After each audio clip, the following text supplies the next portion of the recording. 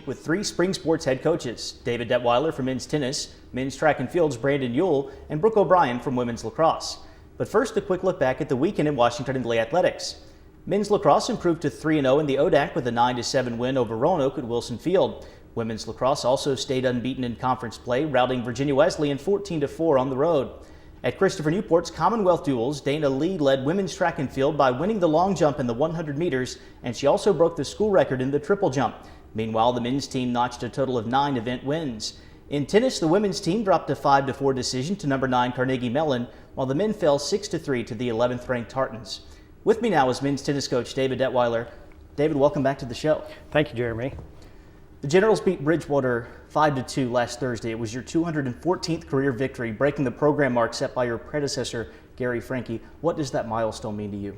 Well, it means a lot to me. Mike Walsh gave me the opportunity at an early age to become a head coach of an outstanding Division III program, and I feel like I've done a very good job with that and want to continue trying to get 214 more wins. So, it helped to have Gary Franke as a mentor and Cinda Rankin, and then also my college coach, I think, who has over 746 wins. So I got a long way to go, but it's been an honor.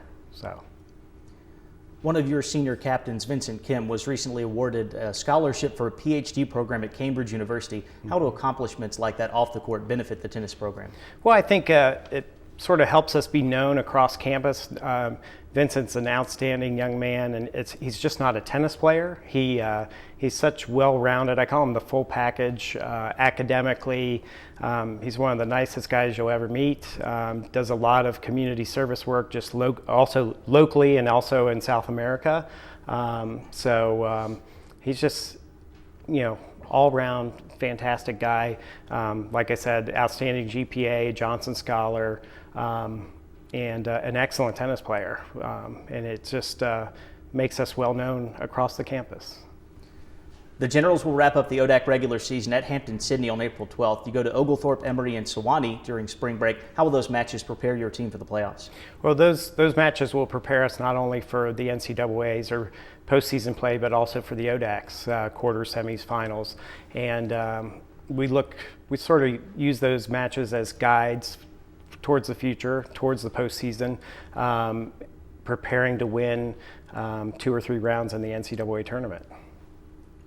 You may have just answered this question, but what are your expectations for Washington and Lee in the postseason? It seems we always like to get by at least the first round, and then we usually run into a very tough opponent, usually Emory. Obviously, our goal every year is to make it to the final 8. We have a young team. We'll have everybody back next year except Vincent Kim. So if we don't do it this year, we're really looking forward to next year. David, thanks for joining us here. Best of luck the rest of the way. Thank you, Jeremy. Great to be here. I'm joined now by men's track and field coach Brandon Yule. Brandon, welcome back to the show. Glad to be here. We spoke last week with one of your captains, Kane Thomas, about Xander Tallman and Aaron Jong representing the team at Indoor Nationals, what that means to the track and field program. From a coaching standpoint, how did those performances benefit Washington and Lee track? Well, first of all, Xander's performance was our first ever indoor All-American and the first All-American since 1969, either indoor or outdoor. And as far as what it means to the program, it just proves that at a high academic institution, if you live the right lifestyle like those two have, that you can have success. It's been a long time coming with Xander, being a senior and having made it, and then finally, persevered and was able to become an All-American. And then Aaron being a junior, that he's ascended each year, and it gives hope to the younger underclassmen again that if you work hard at it, even in a high academic environment, that you can have success here at W&L. The indoor campaign also featured a 3rd place finish in a very competitive field at the ODAC Championship. How pleased have you been with the season so far? All things considered, it's been a very strong season. We have a presence on the distance side like in years past we haven't. Coach Spalding has brought a lot to the table with the distance runners, and we're a little bit more balanced across the team. Could always use a little bit more depth. I think I say that every time we talk on here, but performance-wise, 3rd place we were happy with. Not satisfied, but happy with being where we're at this point, and hopefully can improve upon that in the future, either outdoor or next year. The outdoor season is very short this year. Have you had to make any coaching adjustments because of the compressed schedule? Well, typically between indoor and outdoor, we're able to have kind of a what we call a loading, where we actually kind of go back to some basics for a few weeks to kind of tear them down, so to speak, and then build them back up. But this year we've almost had to back off a little bit with that because there is that short window where we've kind of had to more maintain as opposed to really ramp up the training. So it'll be interesting to see how that plays out. And also we have to take into consideration the national championships for some of our guys too, because that's a month after our conference championship. So yes, it's been a challenge, but it's the same challenge for everybody in our conference, and we'll make the most of it. What are the team's expectations for the ODAC Outdoor Championship? Well, just like every year, we want to put ourselves in position to compete at a high level at that particular meet. The training dictates it that we should have our best performances on an individual basis, and if everybody does what they're capable of and expected to do, we can hopefully be in the top 3 again and score the most points that we scored. Last year we had a very good run at it, and hopefully we can do well this year. Brandon, thanks for joining us here. Good luck the rest of the spring. Thanks for having me, Jeremy. With me now is women's lacrosse coach Brooke O'Brien. Brooke, welcome back to the show. Hi, Jeremy. Thanks for having me.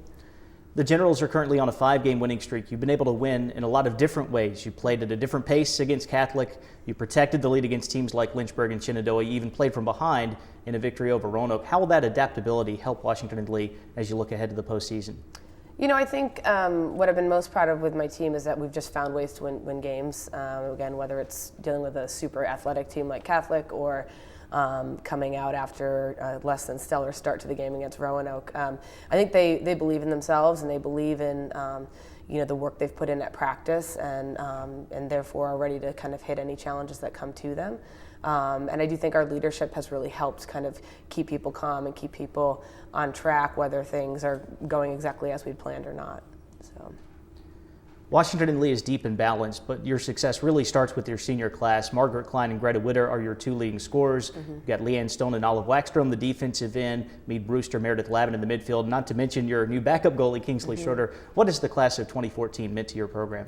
They've just been tremendous. They came in and made an impact as first years, helped us to a great season that year. And I think, as first years, the class of 2014 learned a lot about how to be successful and what it takes to be successful from the seniors they played under, the class of 2011, another very successful class for us. They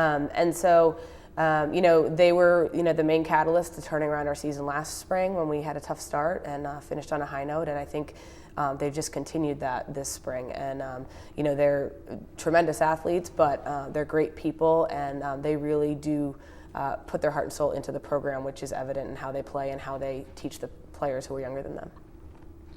Washington and Lee has moved up to 10th in the latest Division III coaches poll. What does that recognition say to you about the way your team has performed so far this year? I don't like to put a lot of, I guess polls don't mean a lot to us. I think what matters is what happens on the field and how deep we're able to go later in the season and into the tournament. Of course, it's great to be recognized, and we appreciate that. And I think that's a testament to the fact that we've won a lot of these games, even under tough situations against good teams.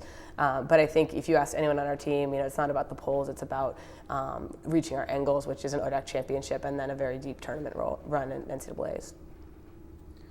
The Generals head to Randolph-Macon on Wednesday night. Your post-exam schedule features a date with Guilford, which won the regular season title last year. What are the keys for Washington and Lee to maintain your current level of play over the last few weeks of the year? Well, tonight at Randolph-Macon, they're a very dangerous, athletic, spirited team, and we are by no means looking past them. So we're trying to, take care of business tonight in what we know is going to be a very competitive game, and then the girls will go into exams, focus on that for a few days, and then again kind of regroup and refocus for a very tough Guilford team that we know will be gunning for us after we beat them last year in the tournament. So these next 2 games are huge for us and for our season. We're hoping to earn the #1 seed in the ODAC and then kind of take things from there, but 1 game at a time, starting with tonight.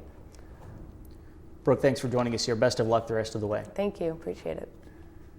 For W&L Sports Weekly, I'm Jeremy Franklin. Thanks for watching.